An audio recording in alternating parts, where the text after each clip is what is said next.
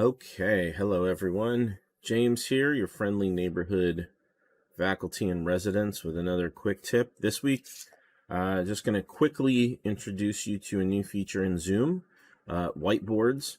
As you can see here, I have a Zoom session opened, and you'll notice at the bottom, there's a new button called whiteboards. So you can just click on that when you're in Zoom.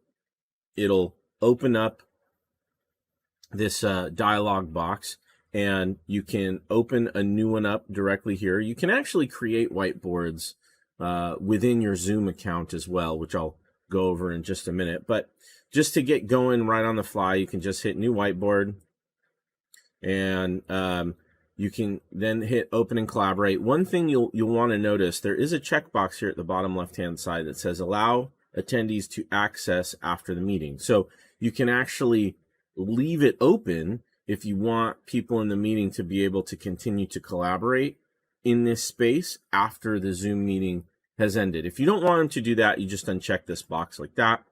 Either way, it's going to work. You can also, by default, it allows the participants in the Zoom session to edit the whiteboard, but you can just allow them to view it if you prefer, but think, typically you might want to have everyone edit, so that's why that's the default. Either way, you check whichever options you want there at the bottom, hit open and collaborate.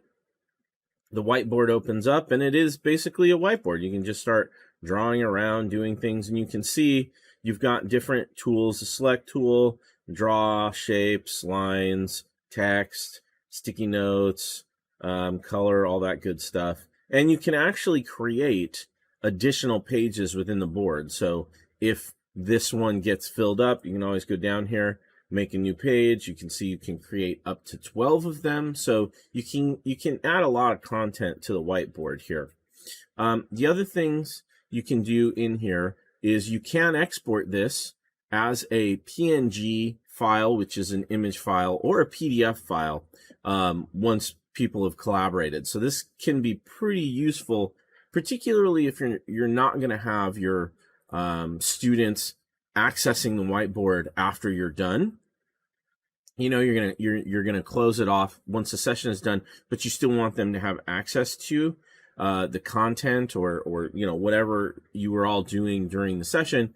Then you can export it. I would suggest probably as a PDF is probably going to be most useful, but you can do it as a PNG as well, and then post it into your Canvas shell or email it out or whatever. And then when you're all done, you just go up here, click close the whiteboard, and it closes out. You can see inside of your Zoom account when you log into the zoom.us website, you can see there's a whiteboards tab on your left-hand navigation now. So if you click on that, you can actually create whiteboards beforehand so that you have them ready to go when you pull them up from the whiteboards button in the session. But you can see you can create new ones right from in here, and this is good if you want to have a whiteboard ready to go and you want to have some content already in there to start with, so that when you pull it up, you've got something for your students ready to go. You can create them here. You can also see in here ones that have been shared directly with you, or just the ones that you've created. You can star some. You can see ones that you've put in your trash. So a little bit of options in the back end can be good, especially if you've got a really full session and you're going to have your students doing a lot of stuff and you don't want to spend time in class getting it going. Then jump in here, get it set up beforehand, and you can pull it up and just get going. So there you go. Real quick overview of Zoom whiteboards, and good luck.